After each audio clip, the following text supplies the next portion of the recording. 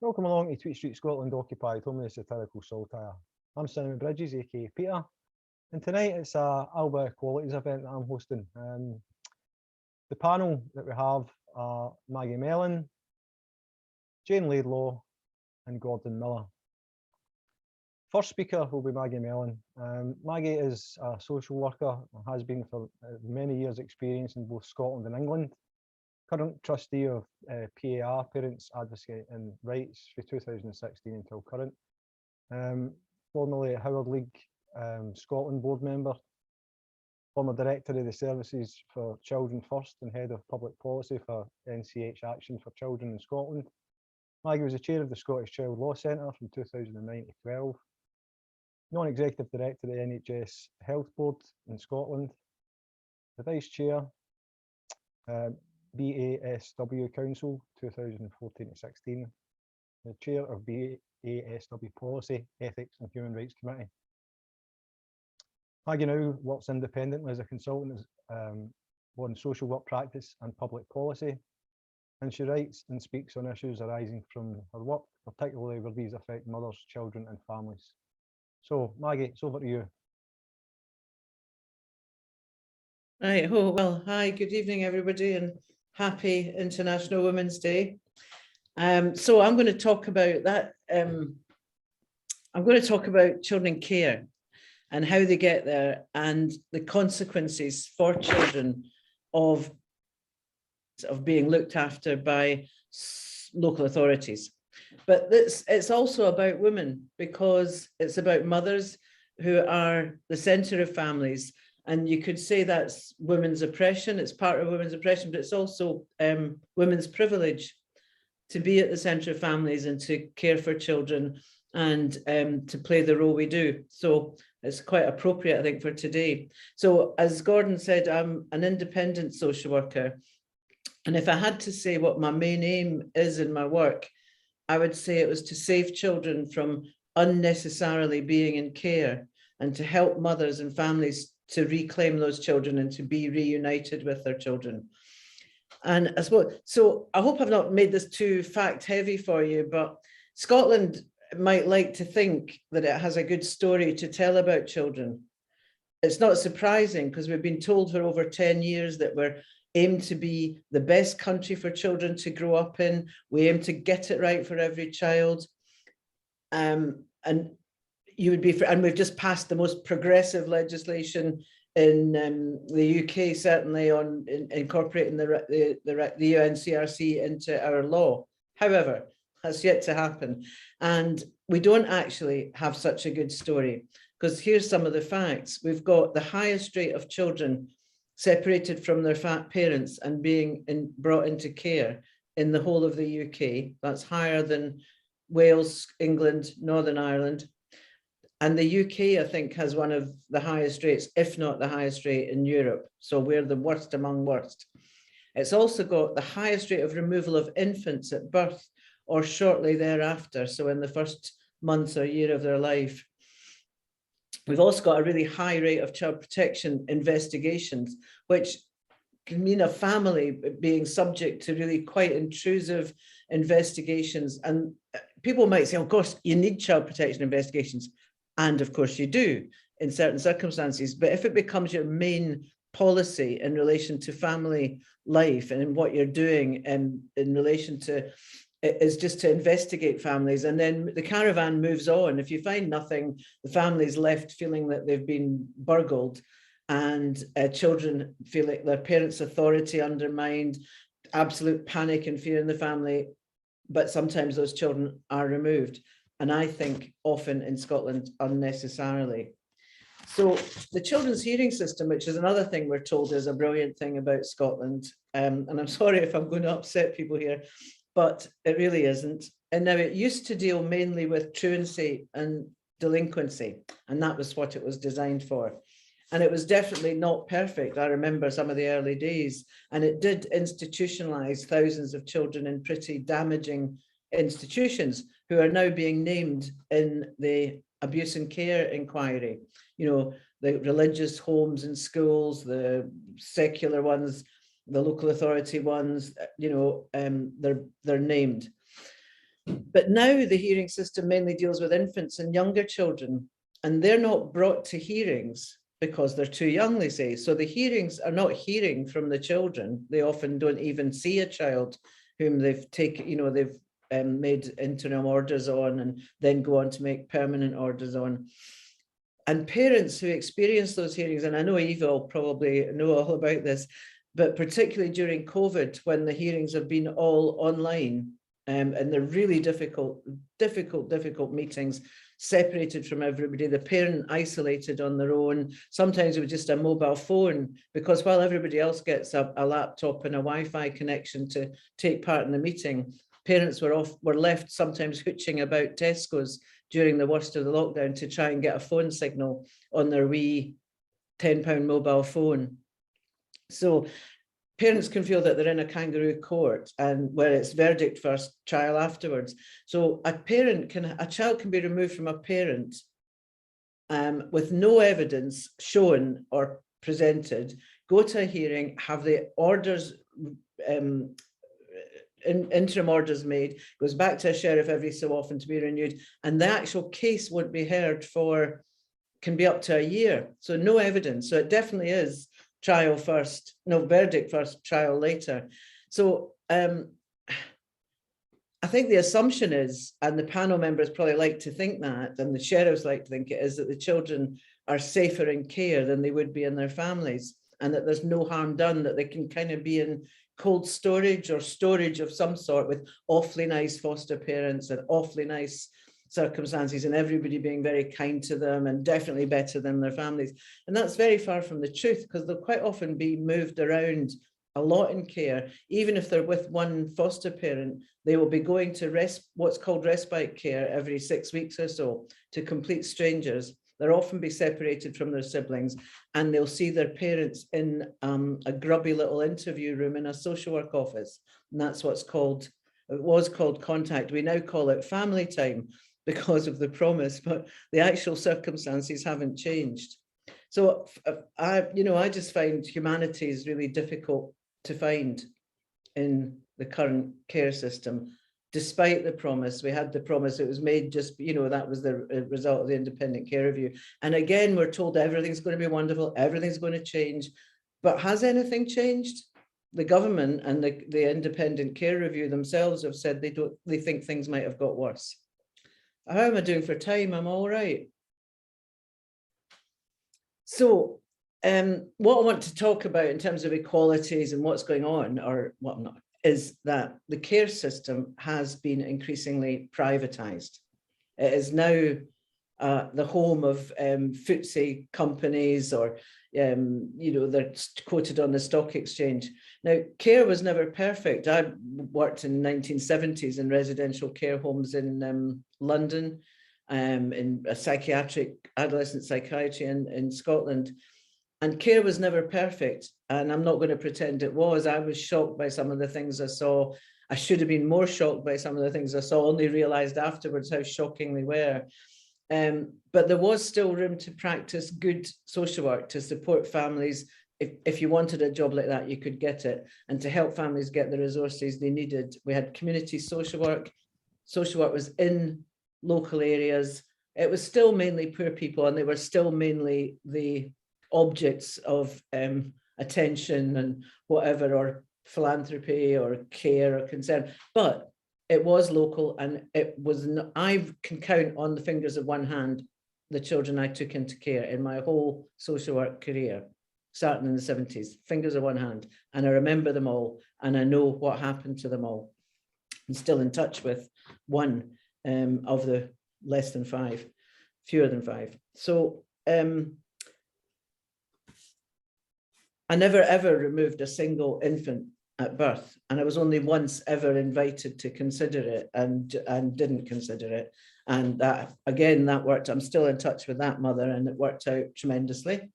And she should know that. So I suppose where I really learned about the care system, though, was when I worked in an aftercare service in London, when they introduced aftercare duties to the local authority. And I got the job, which I wanted, of developing the aftercare service. And in the 2 years I did that, and it was just before I came back to Scotland, I encountered children, adults coming to ask for their care records, and every single one of them had been abused in care. First of all, I was surprised when they would tell me, oh, what they were looking for. They were looking to see who knew. They were looking to see if their memories were right. They were looking to see why nobody had helped them or saved them. They were looking to see if it had been written down that time that they told somebody, a social worker or a teacher, that they'd been abused. And then I became aware of the really high mortality rates amongst that group of young people: suicide, murder, them being murdered, them committing murder sometimes, accidental deaths by drugs or misadventure, exploitation by drug lords, sexual exploitation. And that was among loads of brilliant young people forced to be heroes in their own lives at the age of 16 or 17. And that's how I see them. I mean, you just think, gosh, they're amazing.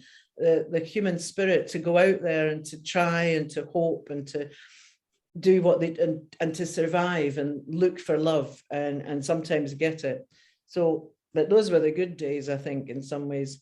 Today, the care system's increasingly privatized, and there's private foster and residential care companies doing very well on the stock exchange. It's a hot tip for if you want to invest your money. It used to be community social work, local social work. Then we had children and families social work, and now it's called children's social work. And it's no coincidence, I don't think. There's no families, there's no communities, there's children, and children are individualized and commodified. The companies which run the children's home will advertise. You'll see them, you can see them advertised in social work magazines or elsewhere, purporting to be everything that's wonderful, therapeutic, with highly skilled staff, one-to-one support, individual child-centered care. You know, you can read all of the tropes and whatever. If you check out the adverts for their staff, though, it tells quite a different story. Low pay, no qualifications needed, no experience needed. Sometimes just, well, you've been a child yourself, and that will be good enough.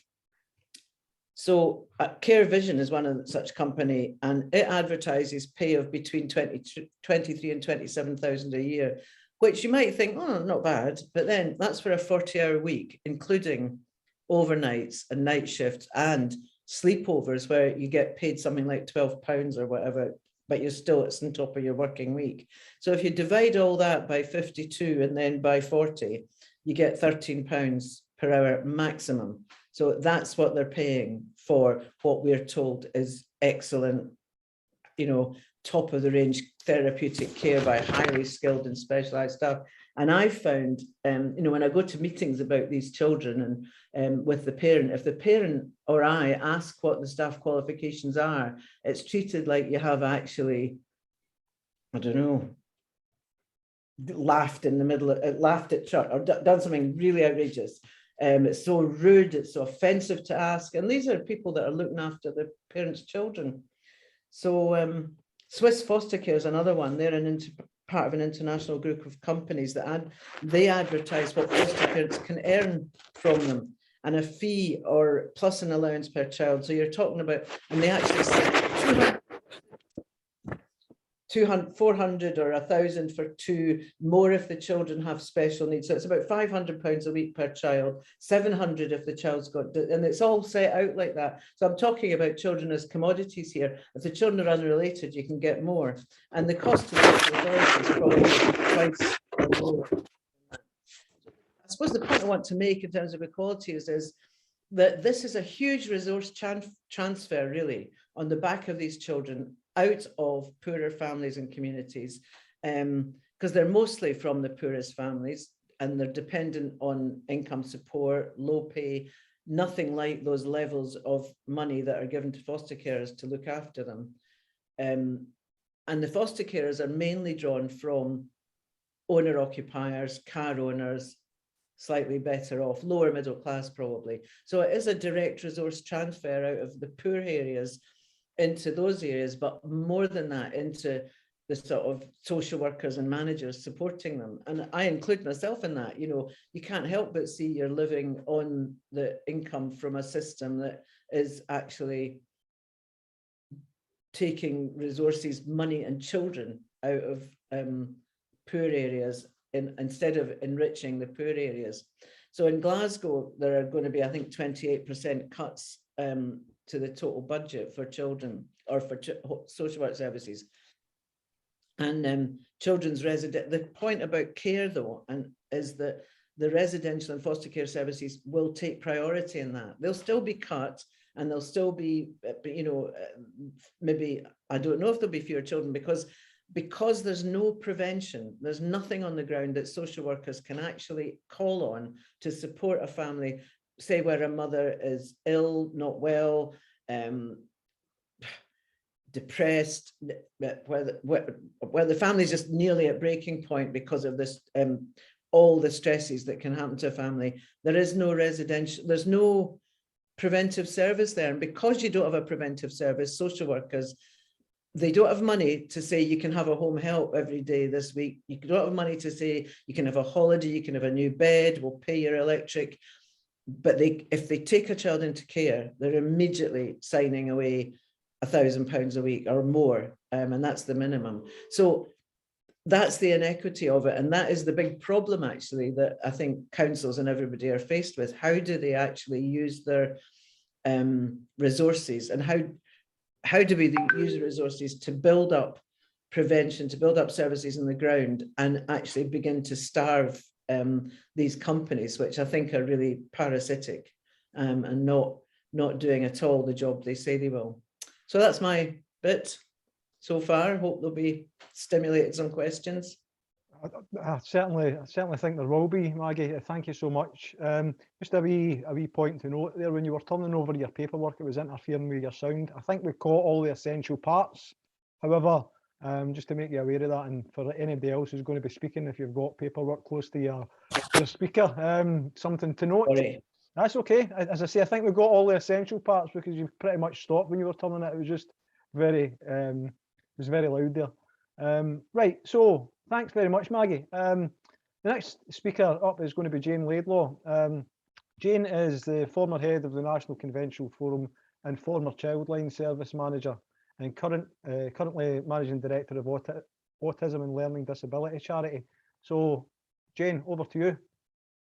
Thank you very much. I do have papers that I'll also be shuffling about, but I'm at the stage of life where I need to take my glasses off to be able to read them. So excuse me while I do that. It means that you go a wee bit out of focus. So yes, as you've kindly introduced me, thank you. I'm the former head of the National Confidential Forum, which was established to hear the testimonies of people who'd experienced institutional care in Scotland. And it was from very hard-fought campaigning work of survivors of institutional care that the Confidential Forum came into being. And it came from the Victims and Witnesses Scotland Act 2014.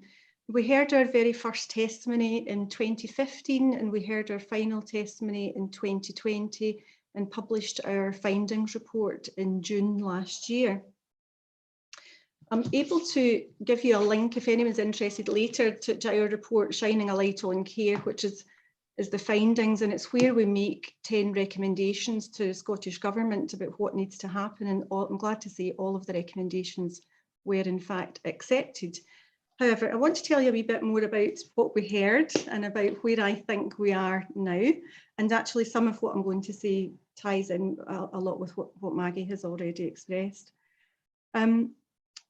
So one of the questions I was asked more often than not while I was head of the forum was what makes the forum different to the other bodies of work that were going on. And I think that confusion came from other professionals in the field, not just from members of the public. So we had the Review of Care that was chaired by Fiona Duncan, we had the National Confidential Forum, and we also have the Public Inquiry chaired by Lady Smith. So I think that is quite confusing to have these three things going along, not always in tandem to each other, because I think we were going for about 18 months when the Public Inquiry was then launched. And each has its place, and each, you know, serves a purpose, but I do think it caused confusion amongst survivors of care, and certainly amongst general public as well. So over the period of the forum, we heard 174 confidential testimonies from people who had the courage to actually cross the threshold of the door and come into our hearing suite and give formal testimony about what had happened to them. The oldest participant was 85 years of age and spoke about institutional care going back to the 1940s. And the youngest participant was 25 and spoke about care experiences as recently as 2009. And what we heard from all of the participants of all of the age ranges was horrific stories of absolutely systematic abuse and fundamental failures in the care system to either protect them from physical abuse, sexual abuse, and actually we heard about organised paedophile rings between institutions, particularly in institutions that were run by the Catholic Church, but not exclusively so. We heard about harsh regimes, we heard about an absence of affection and love, and an absence of just basic care. So things like access to a GP, access to a dentist, or even access to period products for menstrual hygiene. Almost all of the 174 participants presented to us with long-term health issues. They had autoimmune disorders, diabetes, heart problems, significant mobility issues. They may have had obesity, had long-term dental problems. Some of them had no teeth whatsoever. They had mental health issues, issues with drugs and alcohol, and some had offending behaviour. In fact, we actually heard testimony from people who were had got into such a pattern of being institutionalised from the care setting and had spent the rest of their adult life in and out of prison. And the manifestations of and all of those people across the lifespan, it was evident to us that there was adverse childhood experiences, ACEs, which were continuing to have an impact on people in their 40s, 50s, 60s, 70s and 80s. And an example of that is the older population who are now perhaps going into care homes for the elderly, were having flashbacks to the institutions that stayed in as children. So some of the recommendations we make are about all care settings, not just care settings for children and young people, because we have to remember that anyone who's experienced care becomes an adult, grows up, becomes older, and may well end up back in an institution. And they have a right, we believe they have a right to lifelong psychological support because of the trauma that they've experienced in those institutions. And I was looking at trying to get figures today just to kind of give you an idea of why I feel this is still so relevant when you think about the youngest participant was only 25, and she didn't really tell us very much different to what the people who were in their 80s had told us about the abuse and about restraint and about neglect and about the lack of nurture and love and care and attention. And a whole range of things actually over a period of say 60 odd years hadn't really changed. And you think about all the legislation that's changed, but the practice on the ground hadn't really shifted very far at all. A lot of the people who came to us also said, what has motivated me to come here or helped me actually to summon the courage to step over the door and tell you my story is because of all the hundreds of people who are not able to speak, who can't be here to tell Scotland what happened to them in those care settings.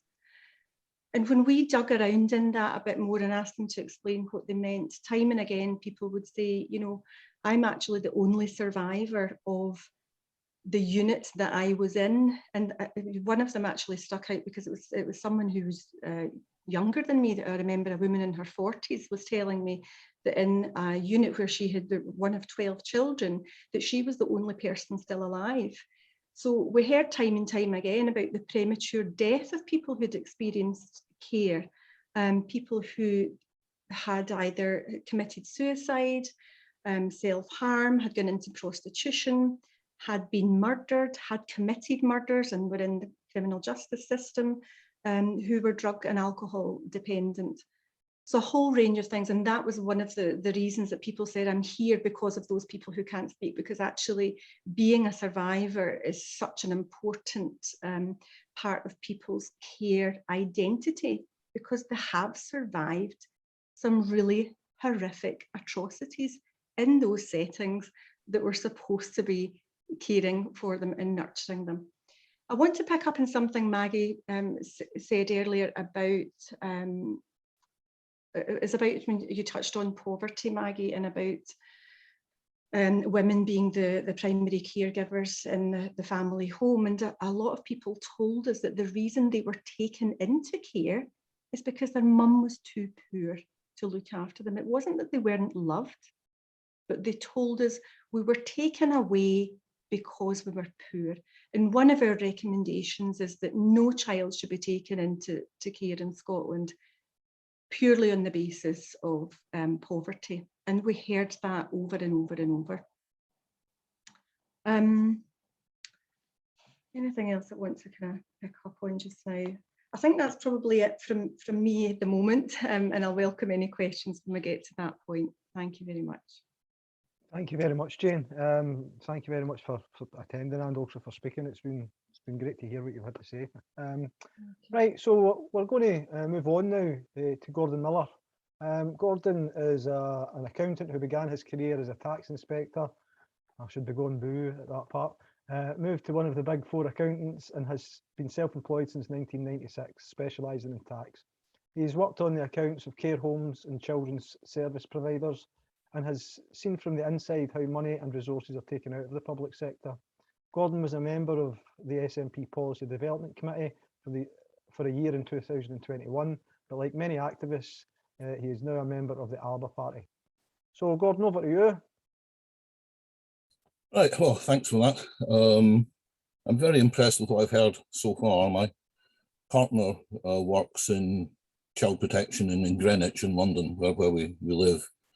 And a lot of what especially Maggie was saying is very familiar, although I'm probably not supposed to know anything about that, so I can't really talk about what what she does. From my point of view, I mean, I'm coming at this from the outside. I'm looking at equality and child poverty, as I say, from the outside. It follows on from remarks I made in the last of these meetings when I wasn't on the panel but in the audience. And my feeling is that when we're talking about changing things, not enough attention is given to the mechanics, the nuts and bolts of how you might do it. There's a lot of effort on identifying the problems and on saying, this is what we'd like to do, but not nearly enough on how we get from one to the other. And I'll stress again, I don't know the answers, but I do feel that somebody should at least be asking the questions. A lot of what I'm going to say is based on my personal experience with tax clients, but please feel free to disagree with me about anything I say. I think work on alleviating child poverty, mental health, a lot of these things, it's kind of treated as if it exists in a vacuum.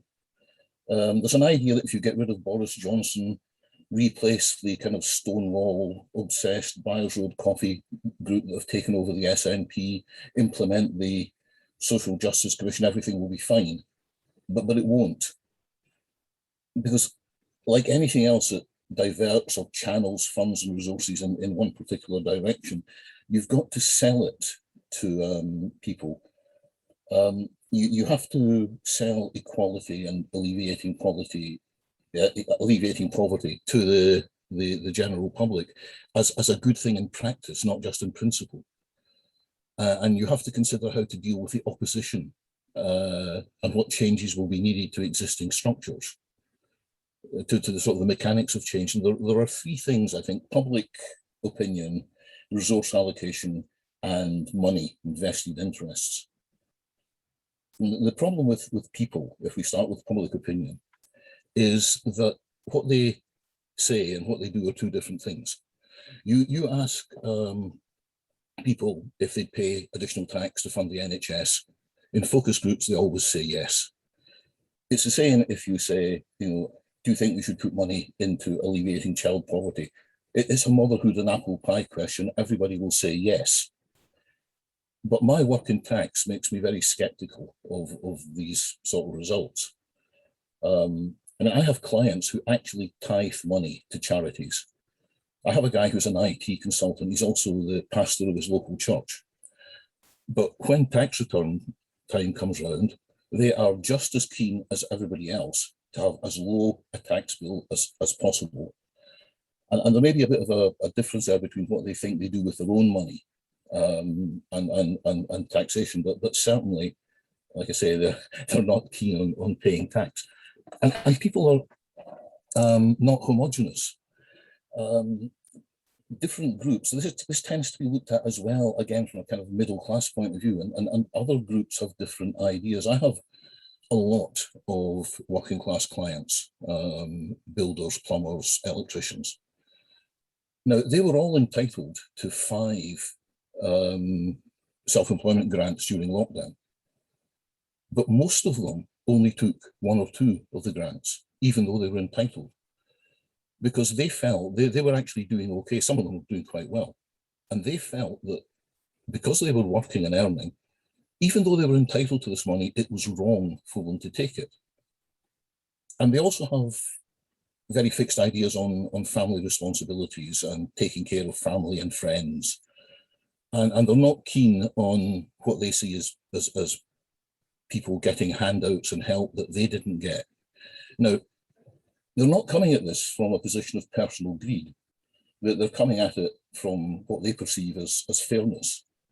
But if you're going to get them on board, if you're going to convince them this is a good idea, because these people have votes, then you've got to find some way to change their minds, to get this across.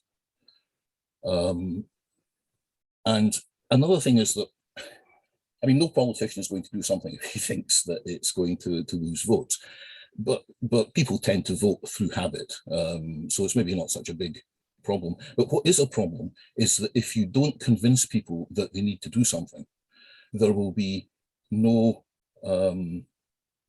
pressure.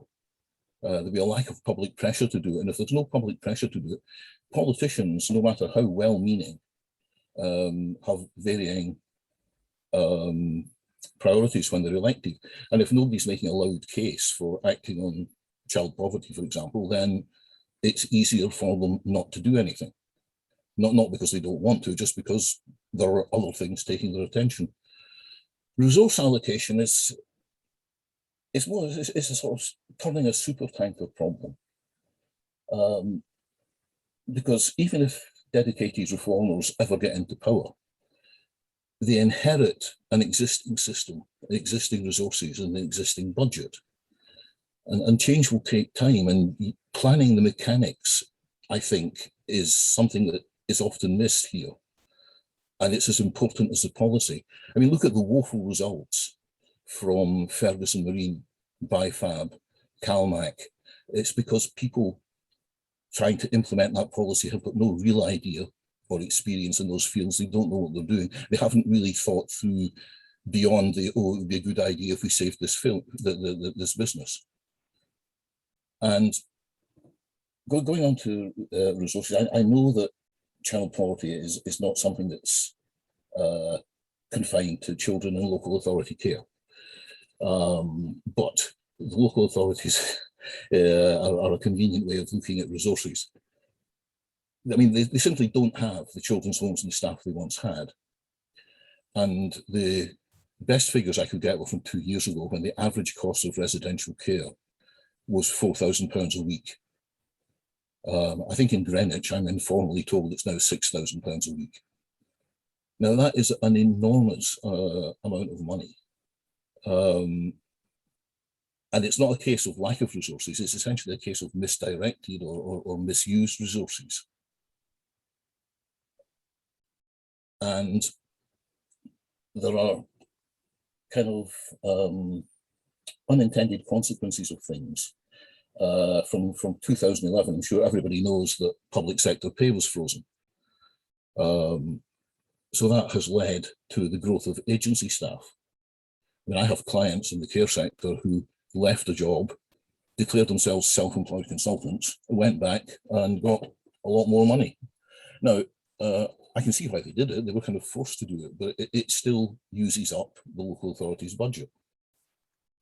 And you see the same thing in education. My son goes to a grammar school because they still have them here. He's doing his A-levels. But even though that school is in a relatively well-off part of Greater London, I still have to pay for certain textbooks, field trips, access to some internet stuff. And the whole system depends on parents making a contribution. How do schools in poorer areas cope with that? So in my view, the major problem with all this is that it has all become normalized. The fall in public sector pay is normalized. Any pay rises will be based on what's being paid now, not what should be being paid if we hadn't had 10 years of cuts. Residential care costs are seen as a kind of financial problem. Maybe we should put council tax up. They're not seen, nobody as far as I know has any plans to build more homes and put them in local authority care, local authority control. Agency workers are built into the system. We're supposed to value flexibility over cost. And no party has any plans, as far as I can see, to radically change any of this.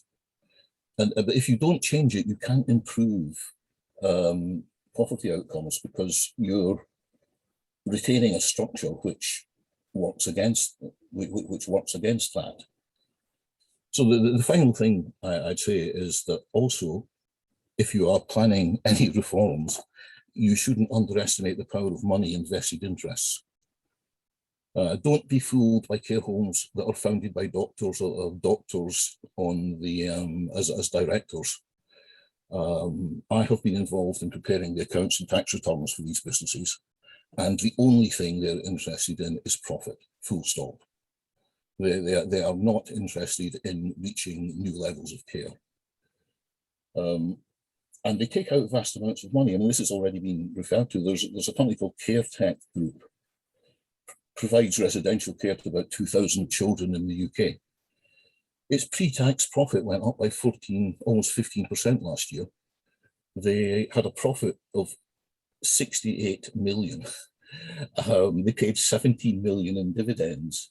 Now that money is just being taken out. It's essentially being stolen. It's been taken out of the public sector and given away, and the public sector is getting absolutely no benefit from it whatsoever.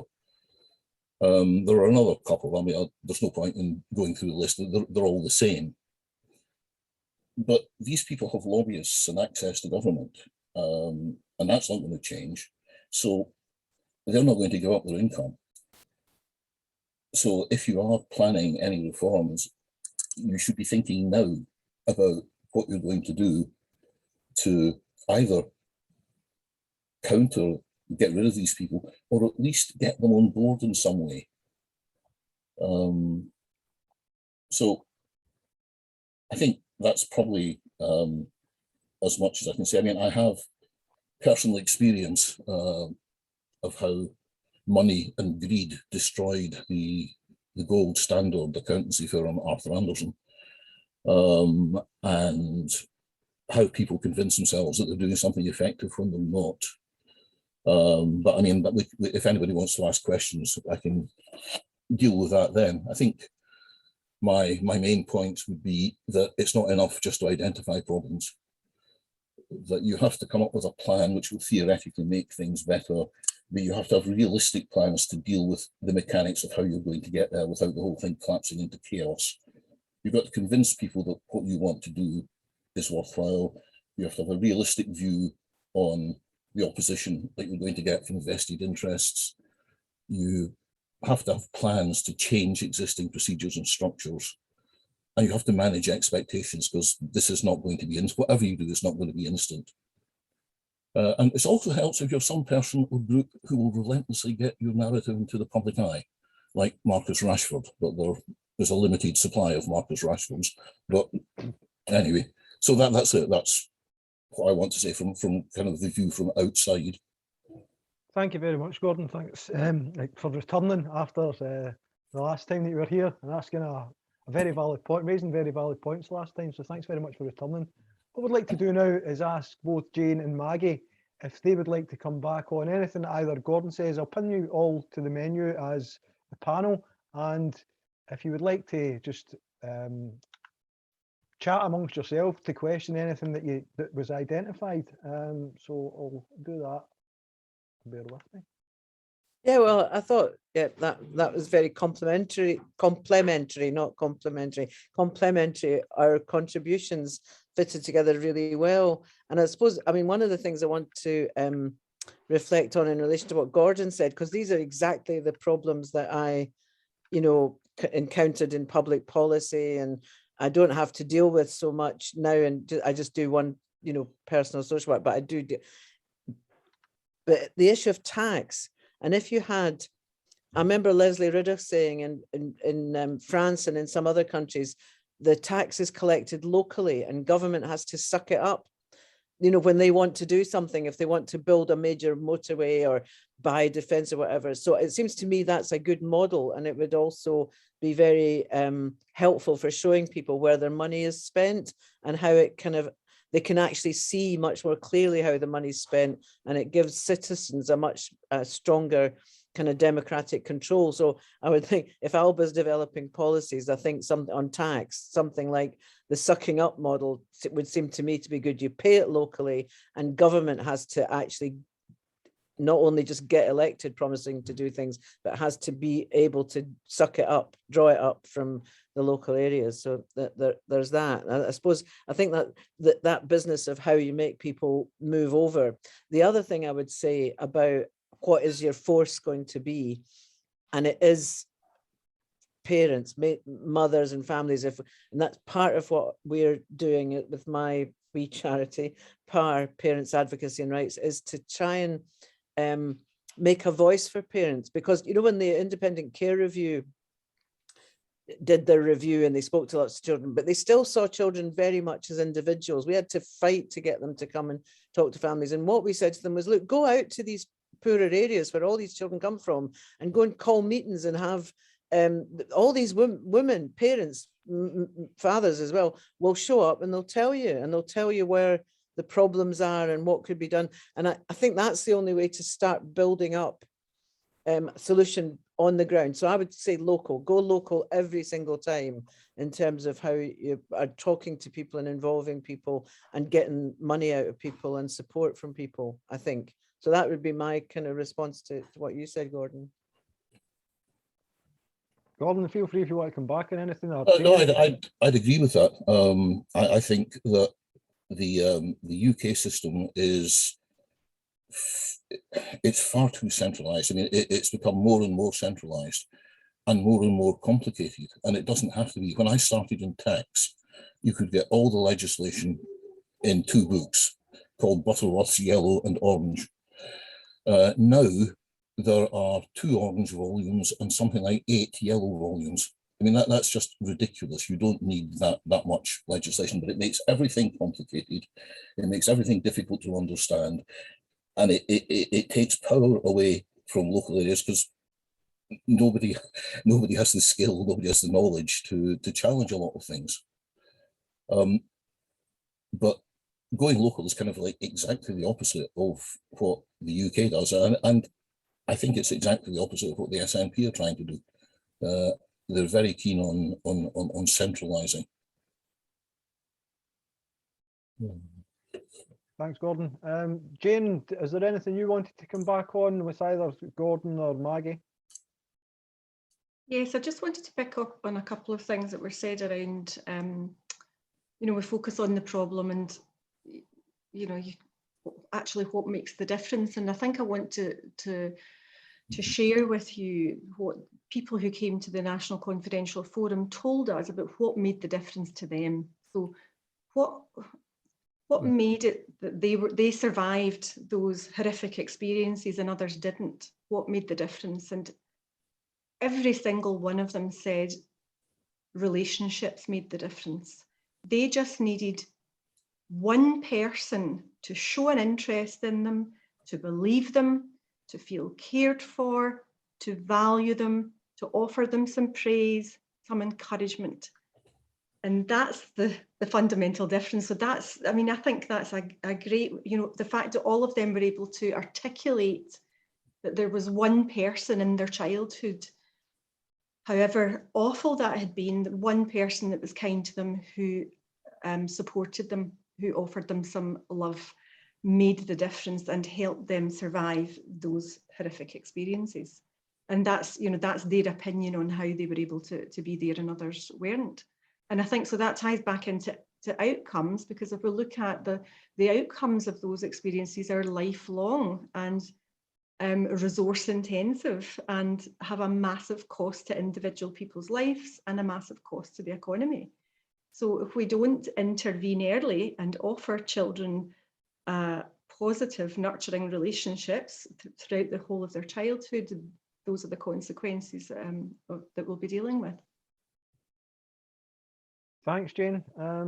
Any response for the rest of for the other two members of the panel before I invite questions for the audience? No? Right, happy to go.